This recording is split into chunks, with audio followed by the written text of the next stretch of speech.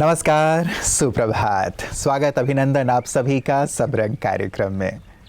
मित्रों, भौतिक जीवन में उस व्यक्ति को बड़ा माना जाता है जिसके पास बहुत पैसा हो, बड़ी गाड़ी हो, बड़ा घर हो, बड़ा ओहदा हो, उसे बड़ा माना जाता है।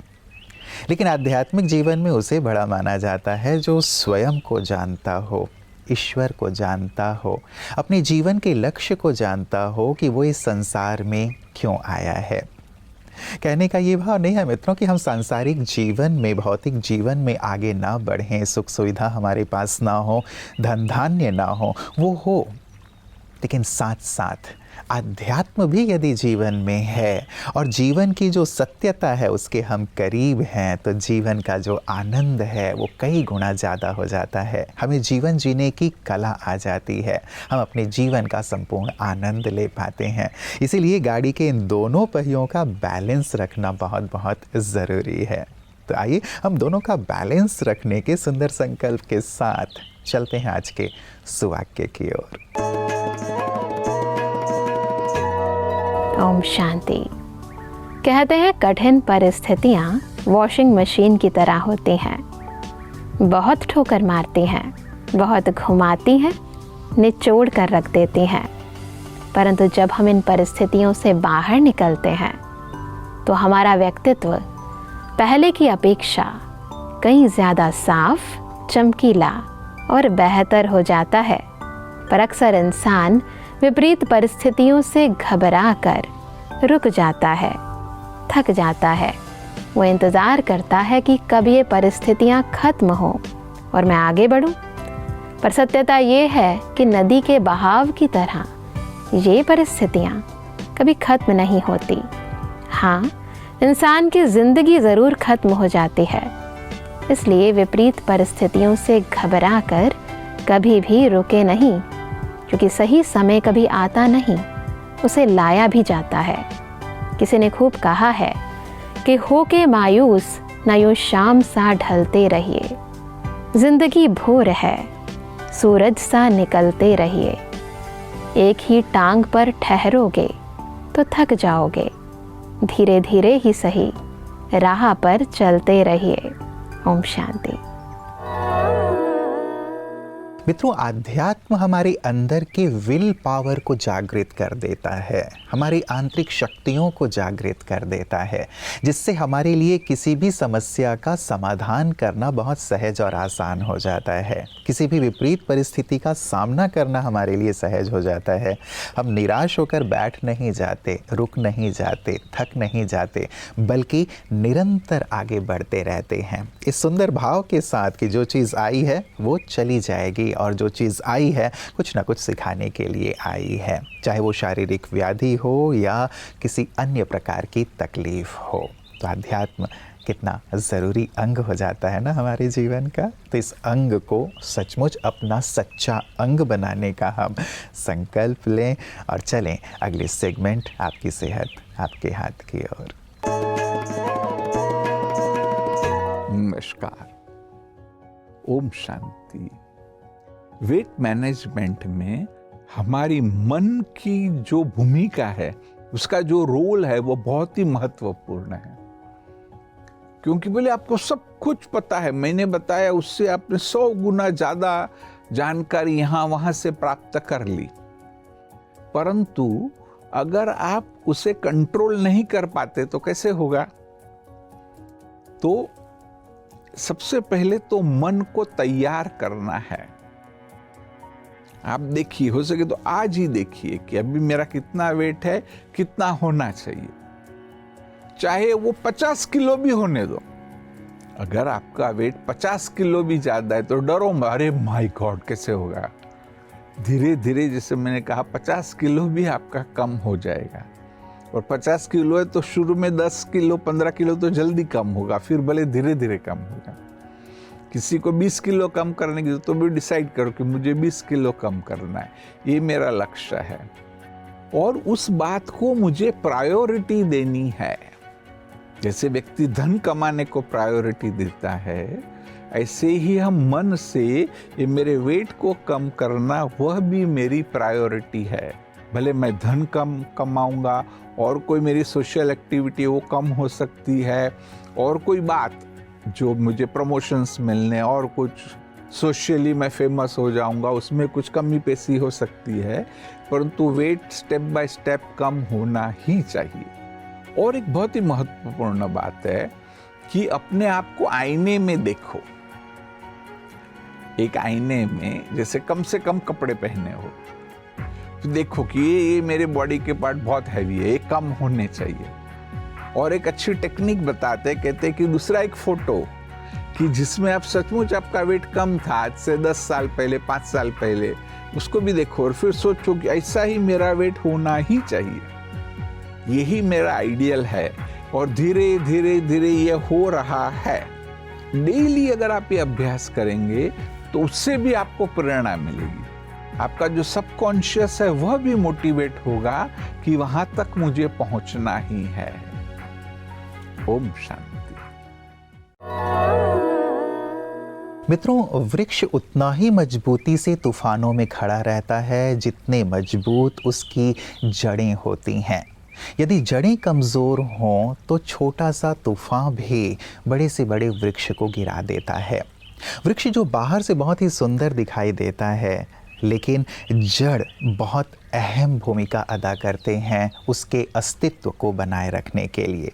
ठीक यही भूमिका अध्यात्म की भी हमारे जीवन में है मित्रों।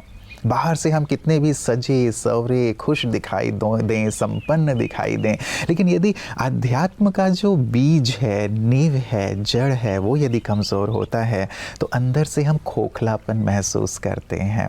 और यही सुंदर अनुभूति हमारे विशिष्ट जन भी प्रतिदिन हमारे साथ साझा करते हैं कि हम भले ही शिखर पर हैं, लेकिन हमारी जड़ें आध्यात्म हैं। आइए देखें आज हमारे साथ कौन से विशेष मेहमान हैं अपने अनुभव के साथ। तिवारी जी, हम ये जानना चाहेंगे कि जहां प्रशासन की बात सुनते हैं, आम लोगों के जो जहन में बात आती है, जहां ब्यूरोक्रेसी की बात आती है, it's a very stressful job. If you are clear about what do you want from life, okay, मैं समझता हूँ कि फिर कोई ऐसी परिस्थिति नहीं होती है जिसका आप सामना ना कर सकें। ओके, अगर आपके अंदर ईमानदारी से सही कार्य करने की प्रवृत्ति है तो इस सिस्टम में भी आपसे कोई गलत कार्य नहीं करा सकता है। इस सेवा में कॉन्स्टिट्यूशन के भी इतने प्रोटेक्शंस अवेलेबल हैं, और जो हमारा पॉलिटिकल सिस्टम है वो भी चाहता है कि अधिकारी अच्छा काम करें, क्योंकि वो भी चाहते हैं कि लोगों की सेवा हो, लोगों को अच्छी सुविधाएं मिलें, लोगों का विकास हो। क्योंकि अगर लोगों का विकास होगा, अच्छी गवर्नेंस होगी, तो पॉलिटिकल सिस्टम को भी कंफर्टिंग होता है। ये तो जब कोई व्यक्ति में अगर कोई स्वयं कमी होती है तब उसे ज्यादा कठिनाइयों का सामना करना पड़ता है। अगर आपके अंदर स्वयं कमी नहीं है तो मैं समझता हूँ हमारे देश में और इस सेवा में बहुत ही अच्छे अवसर कार्य करने के हैं।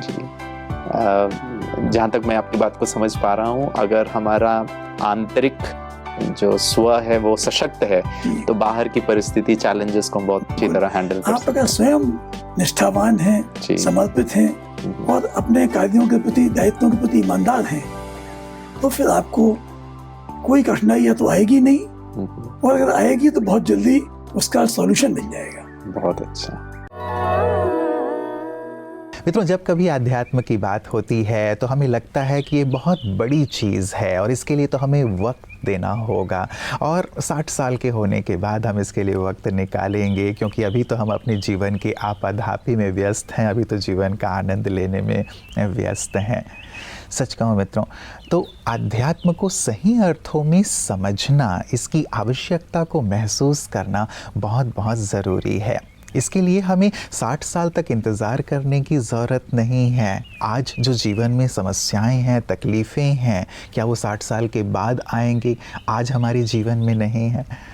इन सभी समस्याओं का जो निदान है आध्यात्म में ही है, और आध्यात्म बहुत सहज है, बहुत सरल है। स्वयं को जानना और अपने विचारों को, अपने जीवन को महानता की ओर लिए चलना, जीवन को सरल सहज बनाना ही आध्यात्म का ध्येय है। एक बार एक साधु जंगल से गुजर रहे थे कि एकाएक उनके सिर पर पानी की एक बूंद टपकी।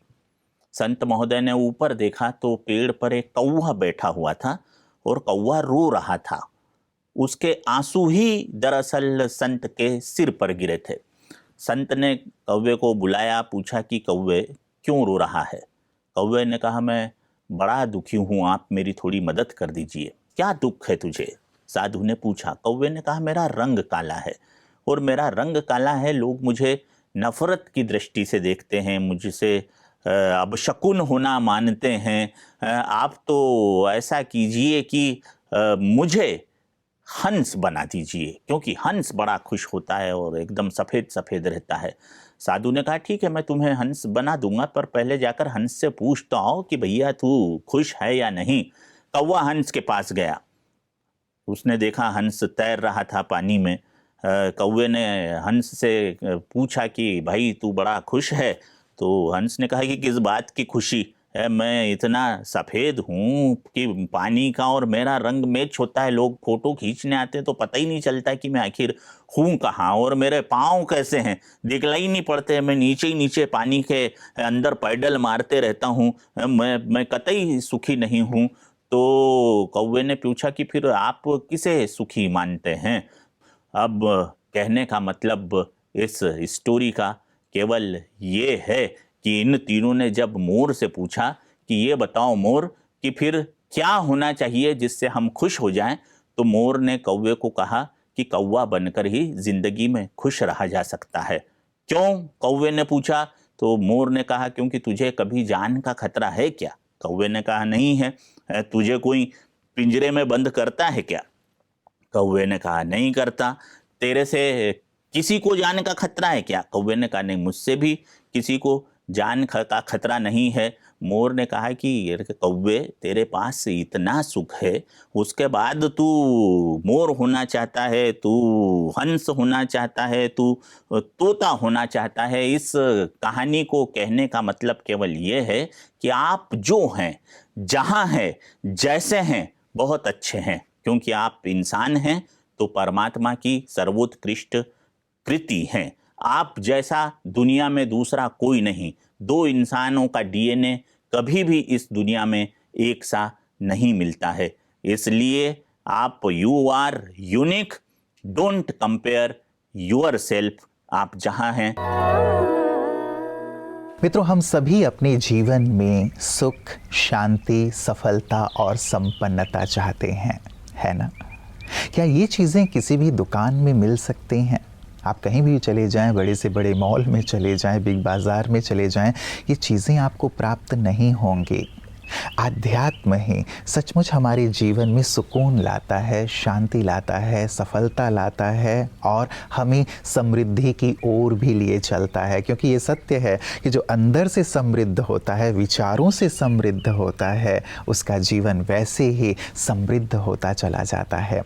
इसलिए मित्रों, ये जो हमारी संस्कृति है, आध्यात्म को नींव बना करके चलना, आध्यात्म को जीवन में अपना करके चलना ना, हम उसकी ओर ज़रूर बढ़ें। और ये बहुत सहज है। किसी ने बहुत ही सिंपल शब्दों में आध्यात्म को परिभाषित कर दिया कि मुस्कुराना, शुक्राना और किसी का दिल ना दुखाना, यही आध्यात्म है।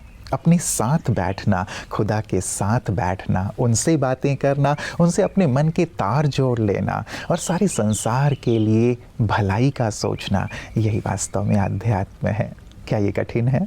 नहीं ना, बिल्कुल सहज है, सरल है। इसीलिए इसे अपने जीवन में बहुत ही मजबूती से धारण करने का आज ज़रूर संकल्प लीजिएगा और इस पर गहराई से विचार भी कीजिएगा। कल पुनः इसी वक्त आप सबसे मुलाकात होगी। नमस्कार। ओम शांति।